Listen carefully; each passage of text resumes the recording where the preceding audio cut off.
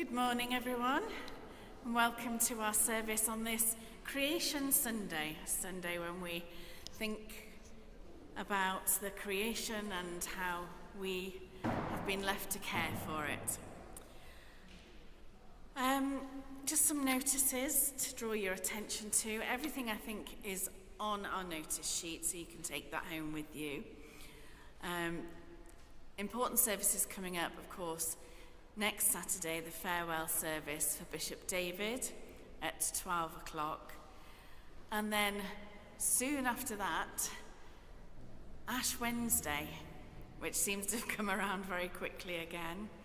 Then we have, on the 21st of February, a quiet morning for Lent with Canon Tristan Owain Hughes. And I believe his book is now in the shop, Brendan.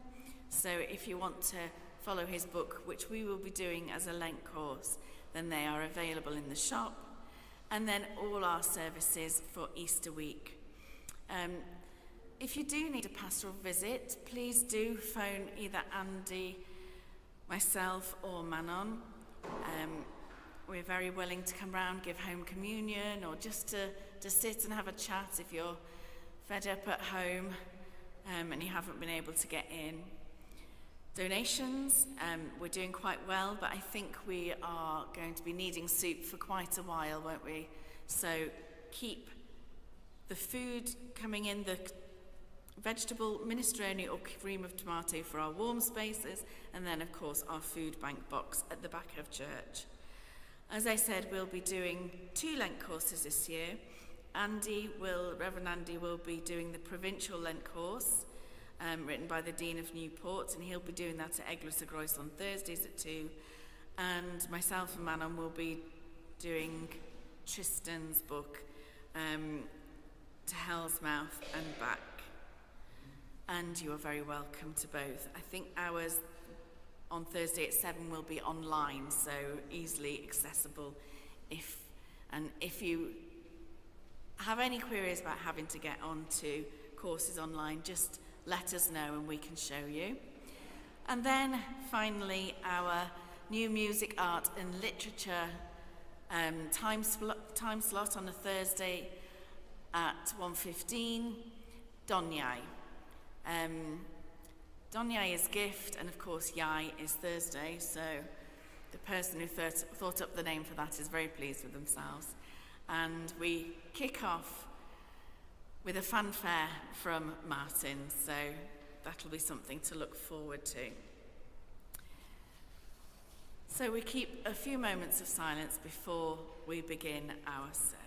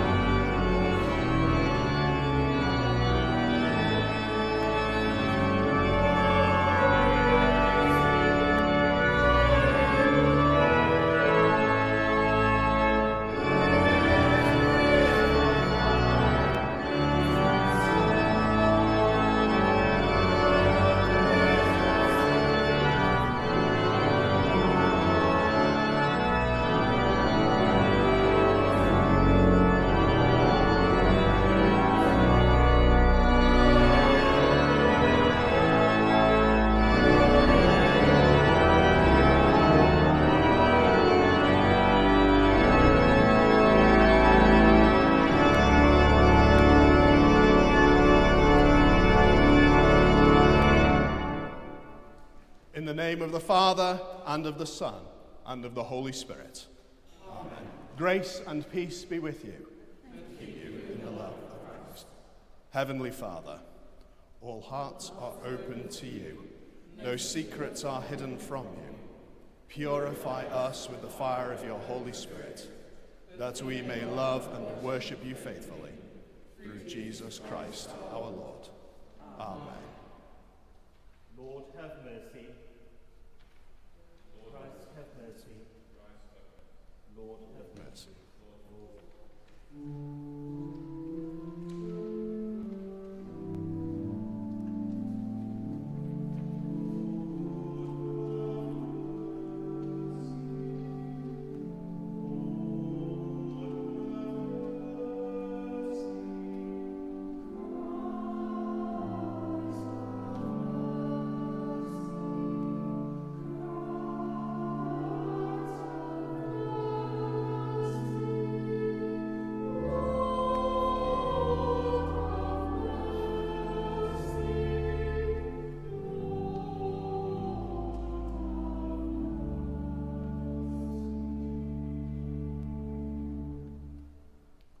Let's take a moment to bring to mind those things which we have done this week which we should not have done, and those things which we know we should have done and did not do, as we say our confession to our Father in heaven.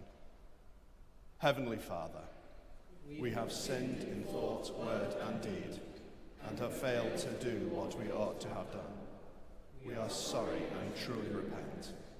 For the sake of your Son, Jesus Christ, who died for us, forgive us all that is past, and lead us in his way to walk as children of light. Amen. Almighty God, who forgives all who truly repent, have mercy on you and set you free from sin, strengthen you in goodness, and keep you in eternal life. Through Jesus Christ our Lord. Amen.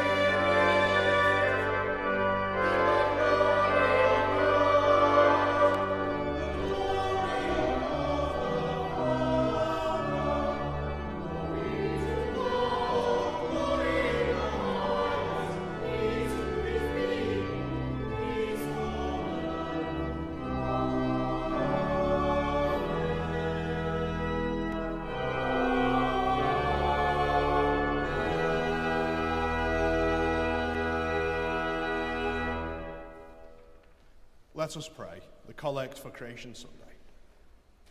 Almighty God, you have created the heavens and the earth, and made us in your own image. Teach us to discern your hand in all your works, and your likeness in all your children. Through Jesus Christ, your Son, our Lord, who with you and the Holy Spirit reigns supreme over all things, now and forever. Amen. Please be seated.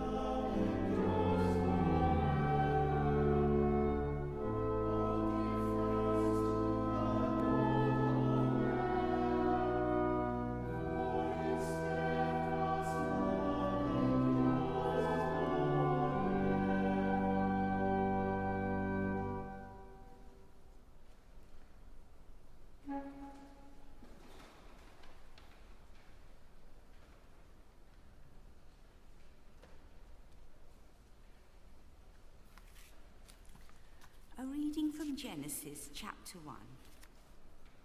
6 days of creation and the Sabbath.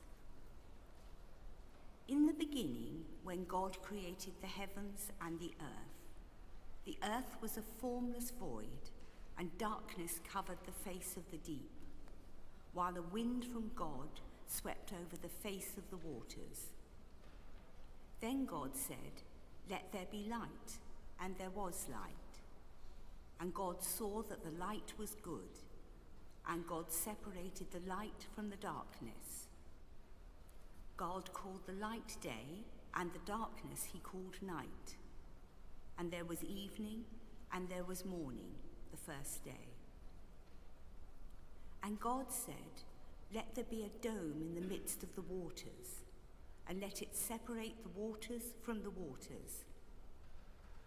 So God made the dome, and separated the waters that were under the dome from the waters that were above the dome. And it was so. God called the dome sky, and there was evening, and there was morning, the second day. And God said, "Let waters under the sky be gathered together into one place, and let the dry land appear." And it was so. God called the dry land earth, and the waters that were gathered together he called seas. And God saw that it was good. Then God said, "Let the earth put forth vegetation, plants yielding seeds, and fruit trees of every kind on earth that bear fruit with the seed in it." And it was so. The earth brought forth vegetation, plants yielding seed of every kind, and trees of every kind bearing fruit with the seed in it. And God saw that it was good. And there was evening, and there was morning, the third day. And God said, "Let there be lights in the dome of the sky, to separate the day from the night, and let them be for signs and for seasons, and for days and years. And let them be lights in the dome of the sky, to give light upon the earth." And it was so. God made the two great lights, the greater light to rule the day, and the lesser light to rule the night, and the stars. God set them in the dome of the sky to give light upon the earth, to rule over the day and over the night, and to separate the light from the darkness. And God saw that it was good. And there was evening and there was morning on the fourth day. And God said, "Let the waters bring forth swarms of living creatures, and let birds fly upon the earth across the dome of the sky." So God created the great sea monsters and every living creature that moves of every kind, with which the waters swarm, and every winged bird of every kind. And God saw that it was good. God blessed them, saying, "Be fruitful and multiply, and fill the waters in the seas, and let the birds multiply on the earth." And there was evening, and there was morning, the fifth day. And God said, "Let the earth bring forth living creatures of every kind, cattle and creeping things, and wild animals of the earth of every kind." And it was so. God made the wild animals of the earth of every kind, and the cattle of every kind, and everything that creeps upon the ground of every kind. And God saw that it was good.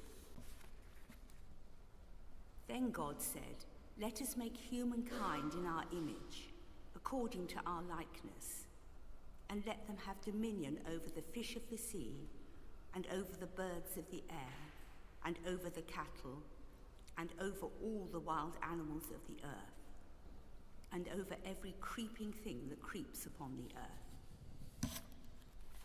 So God created humankind in his image. In the image of God he created them. Male and female he created them. God blessed them, and God said to them, "Be fruitful and multiply, and fill the earth and subdue it, and have dominion over the fish of the sea, and over the birds of the air, and over every living thing that moves upon the earth." God said, "See, I have given you every plant yielding seed that is upon the face of all the earth, and every tree with seed in its fruit. You shall have them for food. And to every beast of the earth, and to every bird of the air, and to everything that creeps on the earth, everything that has the breath of life, I have given every green plant for food." And it was so. God saw everything that he had made, and indeed it was very good. And there was evening, and there was morning, the sixth day. Thus the heavens and the earth were finished, and all their multitude. And on the seventh day, God finished the work that he had done, and he rested on the seventh day from all the work that he had done. So God blessed the seventh day and hallowed it. because on it God rested from all the work he had done in creation. This is the word of the Lord.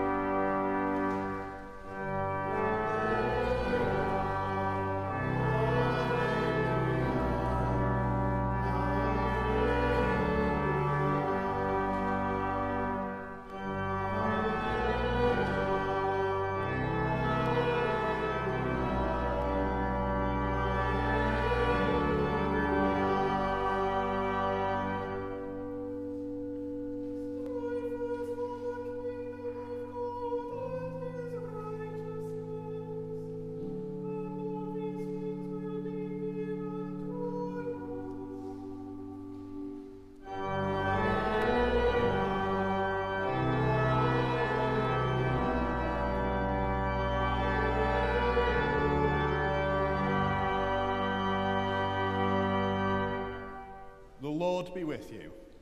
And also with you. Listen to the Gospel of Christ according to St. Matthew. Glory to you, O Lord. Jesus said, "Do not worry about your life, what you will eat or what you will drink, or about your body, what you will wear. Is not life more than food, and the body more than clothing? Look at the birds of the air. They neither sow nor reap, nor gather into barns, and yet your heavenly Father feeds them. Are you not of more value than they? And can any of you, by worrying, add a single hour to the span of your life? And why do you worry about clothing? Consider the lilies of the field, how they grow. They neither toil nor spin. Yet I tell you, even Solomon in all his glory was not clothed like one of these. But if God so clothes the grass of the field, which is alive today and tomorrow is thrown into the oven, will he not much more clothe you, you of little faith? Therefore do not worry, saying, what will we eat? Or what will we drink? Or what will we wear? For it is the Gentiles who strive for these things. And indeed your heavenly Father knows that you need all these things. But strive first for the kingdom of God and his righteousness, and all these things will be given to you as well. So do not worry about tomorrow, for tomorrow will bring worries of its own. Today's trouble is enough for today. This is the gospel of the Lord. Praise to you, O Christ.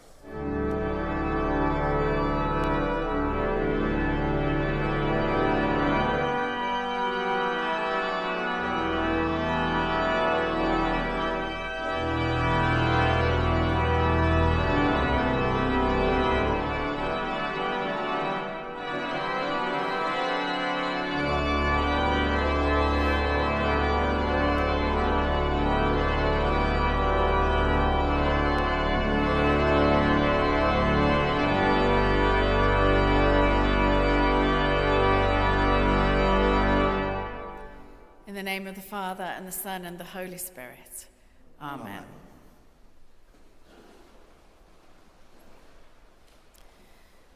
Do not worry about your life. I wonder what the disciples' reactions were when Jesus said this to them. Which ones would have nodded away and had some understanding of what Jesus was telling them? And which of them would have rolled their eyes and wondered what on earth he was going on about now? They wouldn't have had an easy life, frequently on the go, travelling from place to place, pitching up to sleep outside or in temporary accommodation, carrying all they needed, such as food and clothing. Most of them wouldn't have come from easy lives either. The Roman occupation left many poor, financially and socially. They would have worked hard, but the taxes would have been crippling, so worry was likely to be a part of their lives. So I wonder what their reaction would have been to Jesus saying, "Don't worry about your life."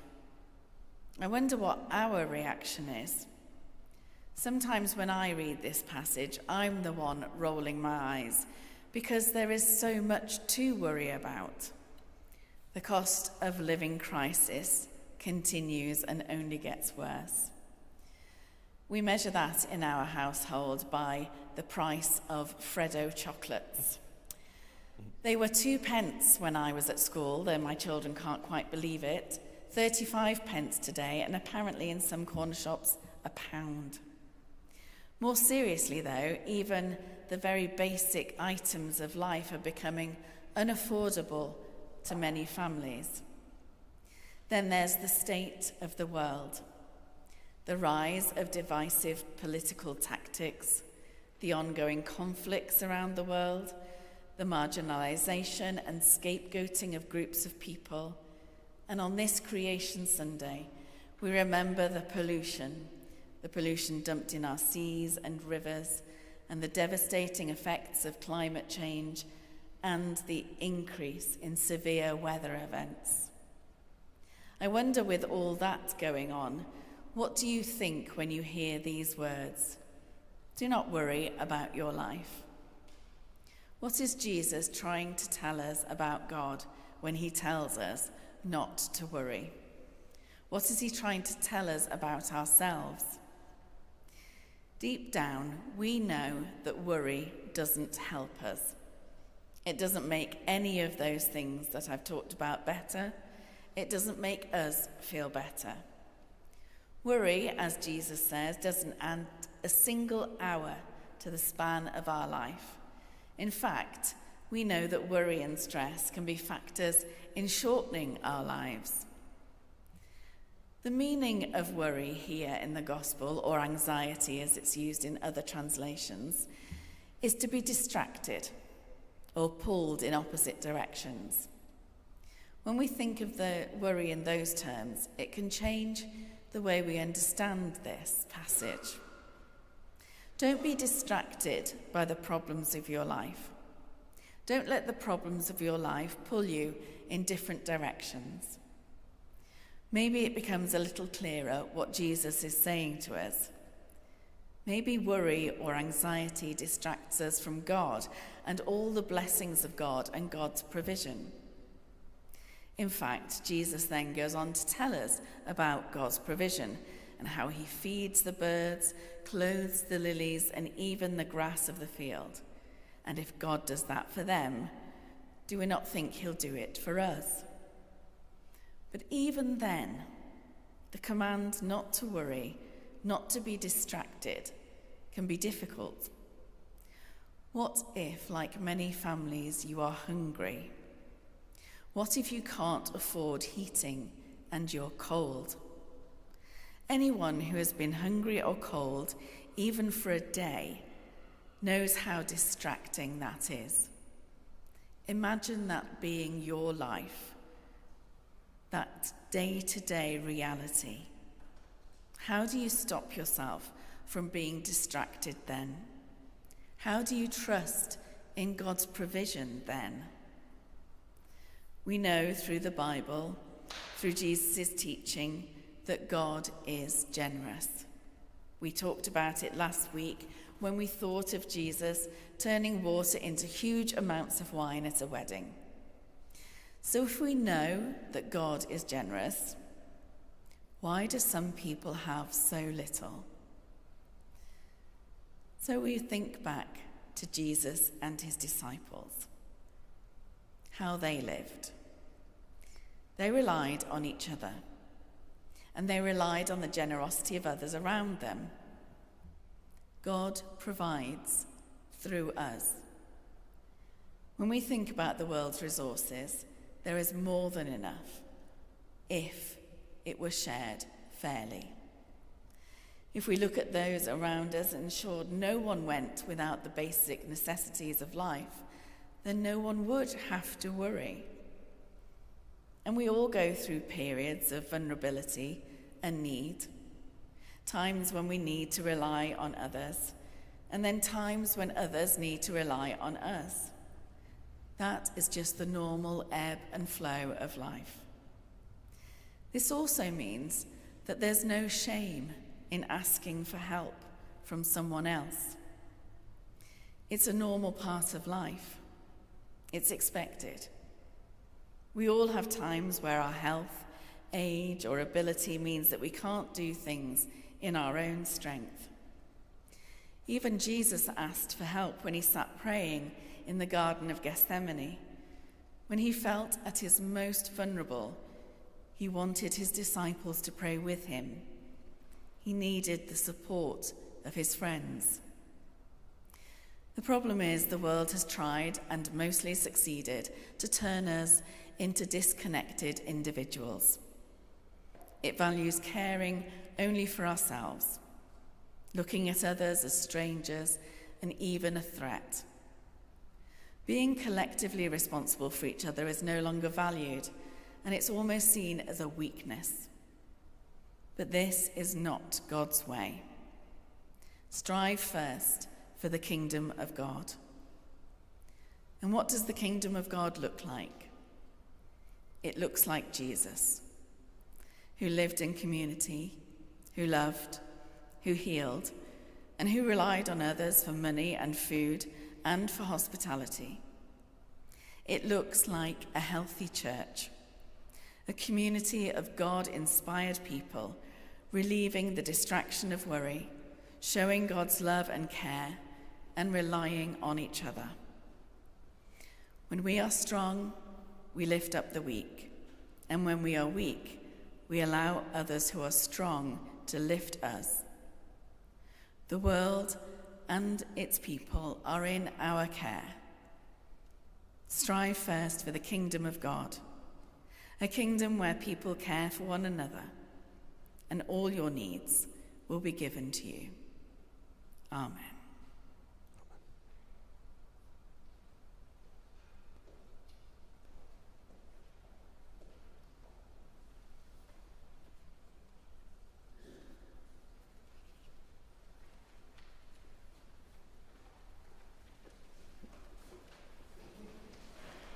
Let us stand as we affirm our faith with the words of the Nicene Creed.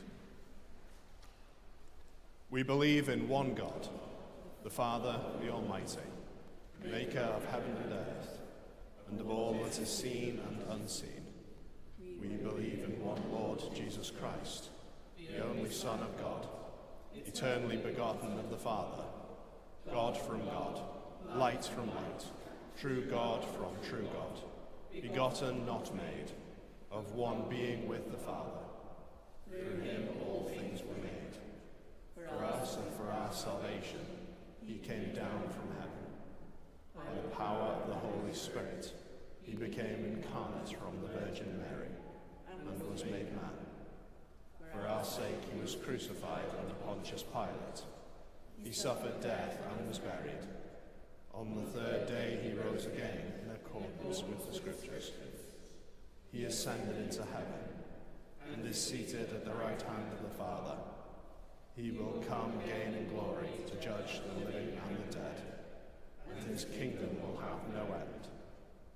We believe in the Holy Spirit, the Lord, the giver of life, who proceeds from the Father and the Son, who with the Father and the Son is worshipped and glorified, who has spoken through the prophets.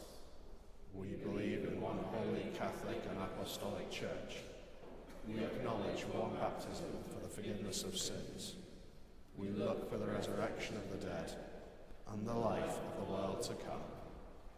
Amen. So we come now to our time of prayers, where we pray for the Church, the world, and give thanks to God for his goodness.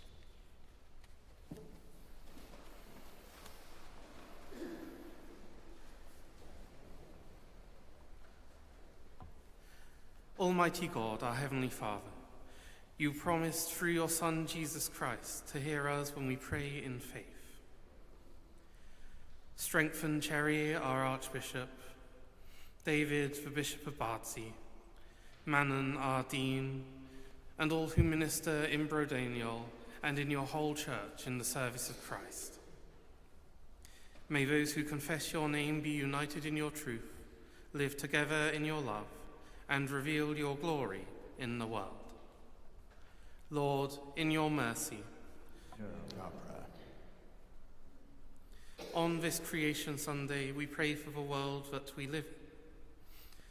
We pray that God may open our eyes to recognize the goodness of all creation, and help us to do what we can to restore and to care for the wonderful gift that we have been given.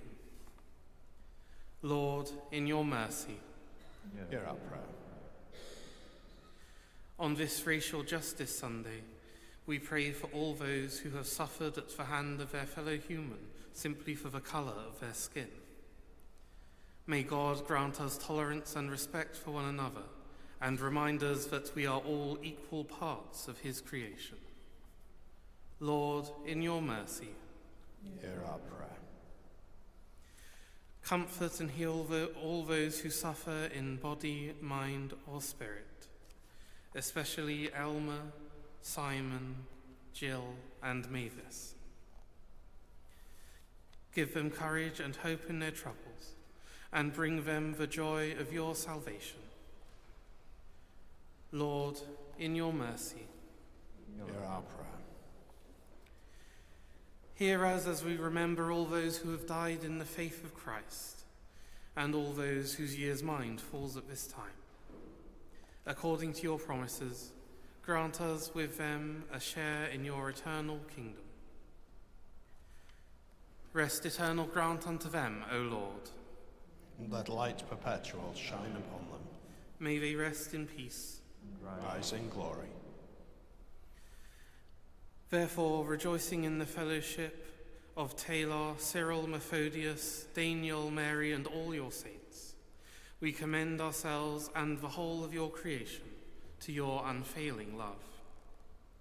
Merciful Father, accept these prayers for the sake of your Son, our Saviour, Jesus Christ. Amen.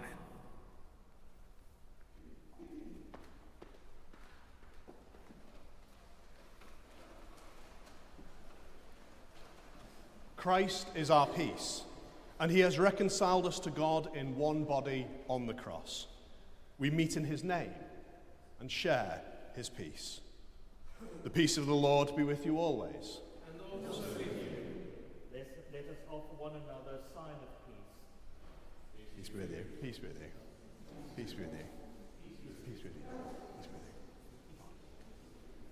Peace with you, Tracy. Peace with you all.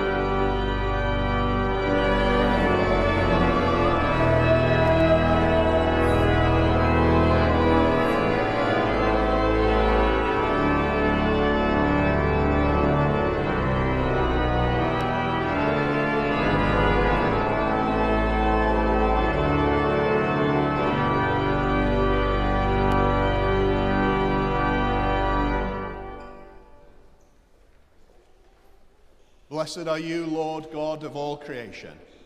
Through your goodness, we have this bread to offer, which earth has given and human hands have made. It will become for us the bread of life.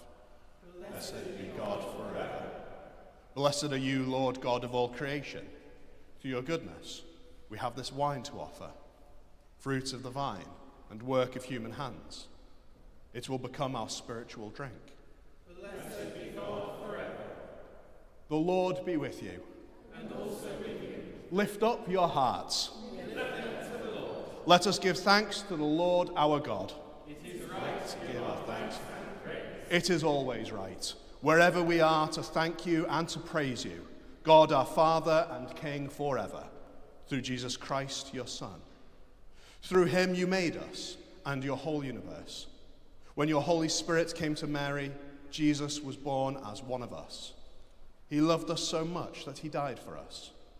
On the first Easter day, you raised him to life, and death and evil were conquered forever. At Pentecost, you gave the Holy Spirit, as Jesus promised, to help us to live as your children. So here on earth, with the angels and the archangels, and with everyone in heaven, we praise your name and sing.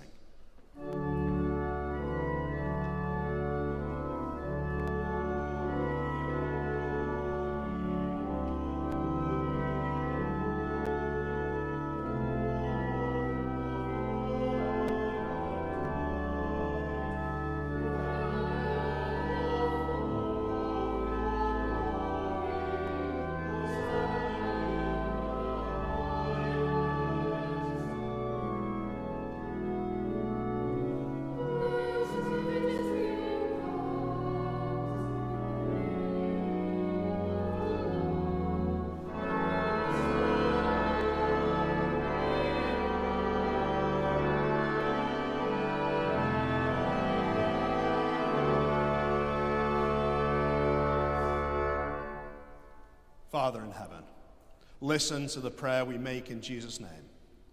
Through the Holy Spirit's power, gentle as a dove, may this bread and wine be for us Jesus' body and blood. Father, we remember when Jesus had supper with his friends the night before he died. He took the bread, he thanked you and broke it, and gave it to his friends and said, "Take this and eat it. This is my body given for you. Do this in remembrance of me."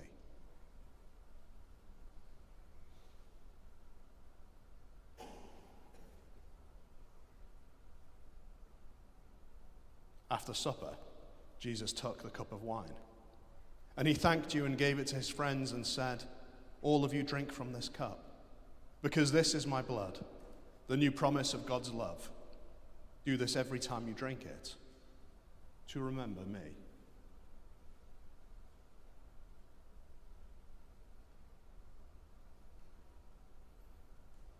Together we remember that Jesus is always with us and say, Christ has died. Christ is risen. Christ will come in glory. Father, as we remember your Son, Jesus Christ, who died on the cross and rose again, we offer you these and all the gifts you freely give to us.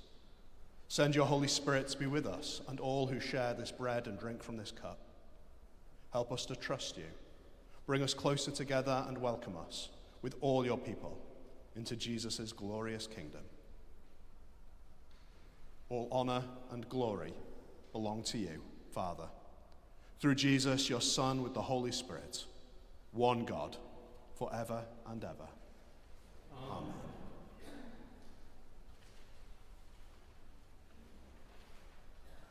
As our Saviour taught us, so we pray. Our Father, who art in heaven, hallowed be thy name. Thy kingdom come, thy will be done on earth as it is in heaven. Give us this day our daily bread, and forgive us our trespasses, as we forgive those who trespass against us. And lead us not into temptation, but deliver us from evil. For thine is the kingdom, the power, and the glory, forever and ever. Amen. break this bread to share in the body of Christ. Though we are many, we are one body, for we all share in one bread.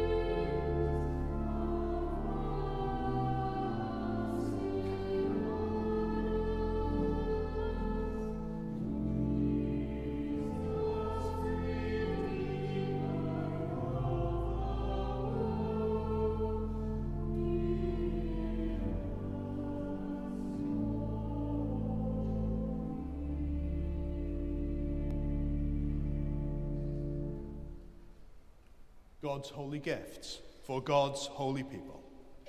Jesus Christ is holy. Jesus Christ is the Lord, to the glory of God the Father.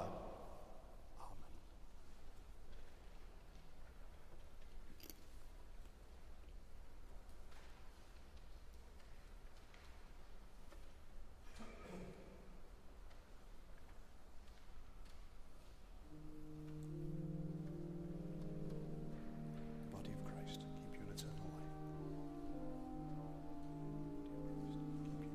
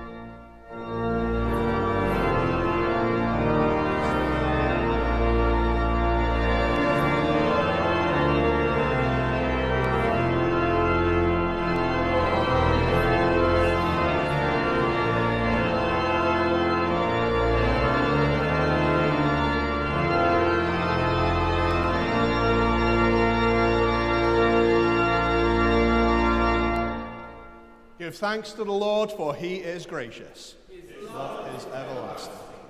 God of truth, we have seen with our eyes and touched with our hands the bread of love.